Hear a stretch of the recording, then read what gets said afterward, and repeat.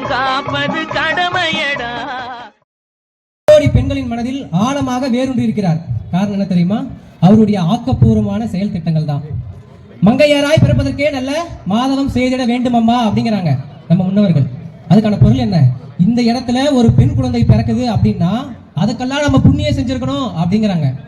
அப்படி இந்த மண்ணில் பிறந்த பெண் குழந்தைகள், பெண் தேவதைகளை 90-80 காலகட்டங்களில் நம்ம தருமபுரி மாவட்டத்தில் அதிகப்படியாக கள்ளிப்பால் ஊற்றி கொள்வதும், முற்போதல தூக்கி போடுறதும், குப்பத்தொடியில் தூக்கி போடுறதும், இப்படின்னு பல்வேறு ஒரு அசம்பாவிதங்கள் நடந்துட்டு இருக்குது. இதையெல்லாம் கண்டு அம்மா என்ன செய்யறாங்க? தொட்டி குழந்தை திட்டம் அப்படிங்கிற ஒரு மகத்தான திட்டத்தை எடுத்துட்டு வராங்க. இதுக்காக தான் சொல்றேன், அம்மா கொண்டு வந்தது எல்லாமே ஒரு மகத்தான திட்டம் அப்படின்றாங்க. அது மட்டும் கிடையாது, அந்த குழந்தை பிறந்த பிறகு பள்ளிக்கு போன இல்லையா, அப்படி போறதுக்காக பஸ் பாஸ், சைக்கிள், நோட்டு புத்தகங்கள், துணிகள், சீருடைகள் இப்படி எல்லாம் கொடுத்தது அதிமுக அரசு. அப்படி பள்ளி கல்லூரி எல்லாம் முடிச்சுட்டு கல்யாணம் பண்றதுக்காக ஒரு பவுன் தங்கத்தை கொடுத்தது அதிமுக அரசு. 50,000 ரூபாய் ரொக்க பணத்தை கொடுத்தது அதிமுக அரசு. கல்யாணம் பண்ணதுக்கு பிறகு கர்ப்பமாவாங்க இல்லையா, அப்படி கர்ப்பமாயிட்டு தன்னுடைய குழந்தைய பாதுகாத்து வளர்ப்பதற்காக 6 மாதமாக இருந்த கர்ப்ப கால விடுப்பை 9 மாத காலமாக உயர்த்தி கொடுத்தது அதிமுக அரசு. கர்ப்ப காலத்துக்கு விடுப்பெல்லாம் கொடுத்துட்டாங்க. அந்த குழந்தைய பராமரிக்கிறது காசு வேணும் இல்லையா, அதுக்காக 12,000 ரூபாய் இருந்த கர்ப்ப கால அந்த விடுப்பு தொகையை 18,000 ரூபாய்க்கு உயர்த்தி கொடுத்தது அதிமுக அரசு. இப்படி குழந்தைய பார்க்கறது முதல்ல பராமரிக்கிறது எல்லாமே செஞ்சுட்டாங்க இல்லையா. அப்படி அந்த குழந்தை பிறந்த பிறகும் கூட 16 பொருட்கள் உள்ள பரிசு பெட்டகத்தை அந்த கர்ப்பிணி பொண்ணுக்கு, அந்த அம்மாவுக்கு கொடுத்தது இந்த அம்மாவின் அரசு. அப்படி குழந்தையெல்லாம் பிறந்து முடிஞ்சு எல்லாம் கொடுத்தாங்க இல்லையா. அந்த குழந்தை பள்ளிக்கு போகும்போது பாதுகாப்பா போன இல்லையா, அதுக்காக ஒரு மகளிர் காவல் பணியை உருவாக்கி கொடுத்தது அதிமுக அரசு. அது மட்டும் இல்லாம அந்த பெண் ஒரு இடத்துக்கு போகணும் அப்படின்றதுக்காக வாகன ஸ்கூட்டி கொடுத்தது அம்மாவின் அரசு. கிராமப்புறத்தில் இருக்கிற பெண்கள் எல்லாம் பொருளாதாரத்தில் முன்னேறணும் அப்படின்றதுக்காக ஆடு, மாடு, கோழி எல்லாம் கொடுத்து அவங்களோட பொருளாதாரத்தில் முன்னேற்றத்துக்கு வழிவகை செஞ்சதும் அதிமுக அரசு. அந்த பெண் அரசியல வரணும் அப்படின்றதுக்காக உள்ளாட்சி தேர்தல்கள்ல 50% இடஒதுக்கீடு கொடுத்தது அதிமுக அரசு. இப்போ லிஸ்ட் போட்டு சொல்லியிருக்கேன் இல்லையா, அதிமுக அரசு இதெல்லாம் பெண்களுக்கு மட்டும் தான் செஞ்சு சொல்லியிருக்காரு. இன்னும் செஞ்சுக்கமே எத்தனையோ இருக்குது. இது போக திருநங்கைகளுக்கு முதல் முறையாக மாசத்துக்கு 1000 ரூபாய் உதவித்தொகையை கொடுத்தது அதிமுக அரசு. 206 வீடுகளை கட்டி கொடுத்தது அதிமுக அரசு. இது மட்டும் இல்லாம தற்போது இருக்கிற திருநங்கைகளுக்கு ஓய்வூதிய தொகை 1500 ரூபாய் இருக்குது. எங்களுடைய எடப்பாடியார் சொல்லியிருக்காரு, 1500 ரூபாய் இருக்கிற இந்த திருநங்கைகளுக்கான ஓய்வூதிய தொகையை 2000 ரூபாயாக உயர்த்தி தருகிறேன் என்று வாக்குறுதி அளித்துள்ளார். அது மட்டுமா, நம்ம சொல்லியிருக்கோம், நம்ம 33 ஆண்டு காலத்துல இத்தனை திட்டங்களை சொல்லியிருக்கோம். திமுக காரன் 2 திட்டத்தை கொண்டு வந்து 5 லட்சம் கோடி கடனை நம்ம தலையில கட்டிட்டோம். இவன் செஞ்சதெல்லாம் என்ன? ஒண்ணு எல்லாருக்கும் நாங்க 1000 ரூபாய் கொடுத்தோம், 1000 ரூபாய் கொடுத்தோன்றது. முன்னாடி என்ன? இலவச பேருந்து. எத்தனை வருஷம் நீங்க 1000 ரூபாய் கொடுத்துட்டீங்க? திமுக காரன் ஆட்சியில் அமையதுக்கு முன்னாடி 2021 சொல்றோம், நாங்க ஆட்சிக்கு வந்தா எல்லாருக்குமே வந்து 1000 ரூபாய் கொடுக்குறோம் அப்படின்ட்டு. 28 மாசமா திமுக காரன் 1000 ரூபாய் கொடுக்கவே இல்லை. ஆட்சி 5 வருஷம் தான், ஆனா கொடுக்காதுன்றது 2 வருஷம். புரியுதா?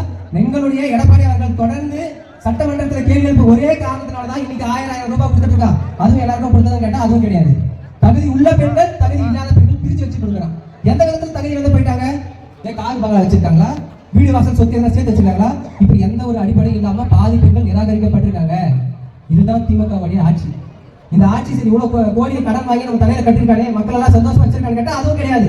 சென்னையில டெய்லியும் வந்து போராட்டம் நடந்துட்டே இருக்குது. போராட்டம் நடக்காத நாளே இல்லைன்னு சொல்லலாம். தூய்மை பணியாளர்கள் போராட்டம் நடத்துறாங்க, செவிலியர்கள் போராட்டம் நடத்துறாங்க, பகுதி நேர ஆசிரியர்கள் போராட்டம் நடத்துறாங்க, இடைநிலை ஆசிரியர்கள் போராட்டம் நடத்துறாங்க, விவசாயிகள் போராட்டம் நடத்துறாங்க, போக்குவரத்து ஊழியர்கள் போராட்டம் நடத்துறாங்க, மீனவர்கள் போராட்டம் நடத்துறாங்க, மாற்றுத்திறனாளி உட்பட அனைவரும் போராட்டம் நடத்திட்டு இருக்காங்க சென்னையில. இதுல கொடுமை என்னன்னா, நம்மளாம் இயல்பா இருக்கும், கை கால்லாம் வச்சுட்டு கண்பார்லாம் தெளிவா இருக்கும். மாற்றுத்திறனாளிக்கு அப்படி இல்லைங்க. அவருக்கு ஒரு கை இல்லாம இருக்கலாம், ஒரு கால் இல்லாம இருக்கலாம், கண்ணு தெரியாம இருக்கலாம், காது கேட்காம இருக்கலாம். அப்படி எல்லாரும் ஒன்னா கூடி போராட்டம் நடத்திட்டு இருக்கிற அந்த நேரத்துல பாதுகாப்பு கூட துப்பு கட்ட இந்த அரசு அவங்களுக்கு கொடுக்க கிடையாது. அவங்க எல்லாம் வலுக்கட்டாயமாக இந்த ஏலம் துறையை வச்சு சென்னையில் அவங்க எல்லாம் ஒரு வாகனத்தில் ஏற்றி 4 மணி நேரம் அந்த மாற்றுத்திறனாளிகள் அலக்கழிச்சு வச்சிருக்காங்க திமுக. இதுல ஒரு வேறுபாடோட ஒப்பிட்டு பேசலாமா திமுக அதிமுக என்ன அப்படின்ட்டு? மகளிர் பாதுகாப்புக்காக பெண்கள் காவல் படையை உருவாக்கி கொடுத்தால் அது அதிமுக அரசு. அந்த மகளிர் காவல் படை இது போன்ற பொதுக்கூட்டங்களுக்கு பாதுகாப்பு கொடுத்து போகும்போது அந்த பெண் போலீஸுக்கே பாலியல் சீண்டல் கொடுத்தால் அது திமுக அரசு. தாலிக்கு தங்கம் கொடுத்தால் அது அதிமுக அரசு. கள்ளச்சாராயம் கொடுத்து அந்த தாலியை அறுத்தால் அது திமுக அரசு. 11ஆம் 12ஆம் வகுப்பு மாணவர்கள் படித்து முடித்து விட்டு கல்லூரிக்கு போகும்போது அவர்கள் குறையாக இருப்பதற்காக மடிக்கணினை வழங்கினால் அது அதிமுக அரசு. கல்லூரி முடியும் தருவாயில் இறுதி ஆண்டு மாணவர்களுக்கு மட்டும் மடிக்கணினை வழங்கி ஓட்டு பிச்சை கேட்டால் அது திமுக அரசு. 11 மருத்துவக் கல்லூரி, 6 சட்டக் கல்லூரி, 5 வேளாண் கல்லூரி கல்லூரி 63 கலை அறிவியல் கல்லூரிலாம் கொண்டு வந்தா அதிமுக அரசு.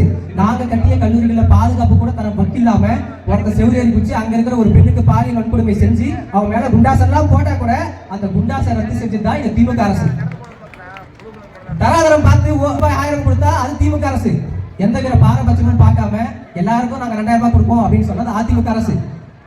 காவிரி டெல்டா பகுதிகளை பாதுகாக்கப்பட்ட வேளாண் மண்டலமாக அறிவித்தால் அது அதிமுக அரசு. ஈத்தேன் மீத்தேன் அணு உலை இப்ப டங்ஸ்டன் சுரங்க வரையும் அனைத்திற்கும் கையெழுத்து போட்டு கொடுத்தா அதுதான் திமுக அரசு. 5000 கோடி ரூபாயில தன்னுடைய சொந்த மக்களை பணியமர்த்தி தூர்வாரி அங்க இருக்கிற நீர்நிலைகள் நீர்மட்டத்தை உயர்த்தினா அது அதிமுக அரசு. ஒசூர் பகுதியிலும் கன்னியாகுமரியிலும் இருக்கிற மலைகள் எல்லாம் அண்டை மாநிலத்துக்கு வெட்டி வித்து அதுல வர காசை வச்சு திருட்டுத்தனமா சேமிச்சு வச்சா அதுதான் திமுக அரசு.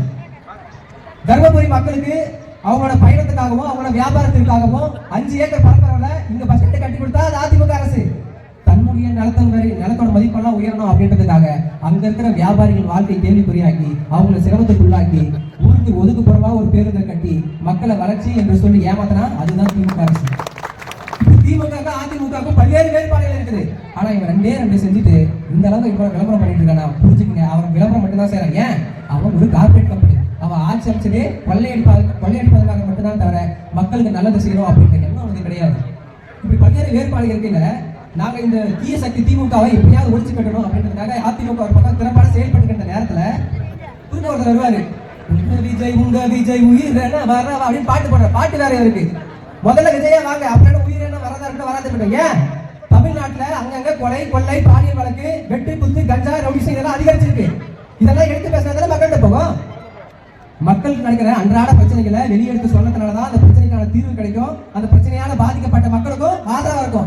அதையெல்லாம் இங்க கண்டுக்காத இந்த விஜய் இப்ப வந்துட்டு மாசத்துக்கு ஒரு முறை 2 முறை ஒரு மீட்டிங்கை போட்டுட்டு ஒரு சினிமா டைலாக் ஒரு சென்டிமெண்ட் கொஞ்சம் திமுக எதிர்ப்பு இதை மட்டும் பேச போட சரியா போகுமா? பஞ்சாயத்தே பயனுக்கு வந்துருச்சுங்க. எல்லாம் தேர்தல் வரப்போகுது. இந்த நேரத்தில் வந்து திமுக எதிர்ப்பு 2021ல எப்படி கமல்ஹாசன் செயல்பட்டாரோ அதே போல அச்சு பேசாம இங்க விஜய் செயல்பட்டுட்டாரு. இது வந்து மக்களுக்கான அரசியல் நினைக்காதீங்க. அவரோட ஹீரோயிஸ்ட காமிச்சதுக்கான ஒரு அரசியல். அவர் தேடி வர கூட்டம் எதுக்காக? ஒரு அரசியல் கூட்டம் என்றால் ஒரு ஒழுக்கமாக வந்து நின்று பார்த்துட்டு போனோம். அப்படி கிடையாது. செவரு இருந்தா அதை எகிரிச்சு குடிச்சு வரான், பேரிகார்டு எகிரி குடிச்சு வரான், வேலை எகிரி குடிச்சு வரான், மரத்த மேல ஏறான். காரணம் என்ன? இவங்க மேல இருக்கிற திரை கவர்ச்சியும் அந்த சினிமா மோகம் மட்டும்தான். அதை சரியா புரிஞ்சுக்கிட்டு நீங்க என்ன பண்றீங்க? எங்க நம்ம அடிக்கடிக்க வெளியே வந்தா நம்மளுடைய திரை கவர்ச்சியும் சினிமா மோகமும் மெல்ல குறையுமோ அப்படின்றதுக்காக மாசம் ஏதோ ஒரு முறை 2 முறை அப்பப்ப வந்து மக்கள்கிட்ட தலையை காமிச்சிட்டு போயிருந்தீங்க. இதனால பாதிப்பா இருக்கு. அந்த அசம்பாவிதம் நடந்தால் யாருக்கு காரணம்? அதுக்கு விஜயும் ஒரு காரணமாக தான் அமைவாரு. இப்படி இருக்கிறதுல ஒரே ஒன்று மட்டும் மக்கள்கிட்ட சொல்லியிருக்கேன். இந்த தீய சக்தி விரட்டத்துக்கு அதிமுக என்ற மக்கள் சக்தியால் மட்டும்தான் முடியுமே தவிர தாவேகா என்ற கொலைகார சக்தியால முடியாது. இறுதியான கருத்து, இன்னைக்கு எல்லாரும் வந்து இந்த கூட்டணி பத்தி பேசிட்டு இருக்காங்க. கழுத கெட்டா குட்டிச்சவர் அப்படின்னு சொல்லுவாங்க. என்னது? கழுத கெட்டா குட்டிச்சவர். அப்படி ஆட்சி நடத்த துப்பு இல்லாதவங்க எல்லாம் போயிட்டு சேர கடைசி எதிரானா அது திமுக மட்டும்தான். இந்த ஜவுளி கடையில எல்லாம் உள்ள டம்மி பொம்மையை நிக்க வச்சிருப்பாங்கல்ல, அதே மாதிரிதான் திமுக காரன் கூட வச்சிருக்கிறது எல்லாமே டம்மி பொம்மைங்க. அதெல்லாம் அதிமுகக்கு எந்த ஒரு பாதகம் வராது. 2026 சட்டமன்ற தேர்தலில் உறுதியாக இரட்டை சதத்திற்கு வேல் அடிப்போம். இது அண்ணா திமுகவின் வாக்குறுதி. இது மக்களுக்கான அரசியல் என்று கூறி விடைபெறுகிறேன். நன்றி, வணக்கம்.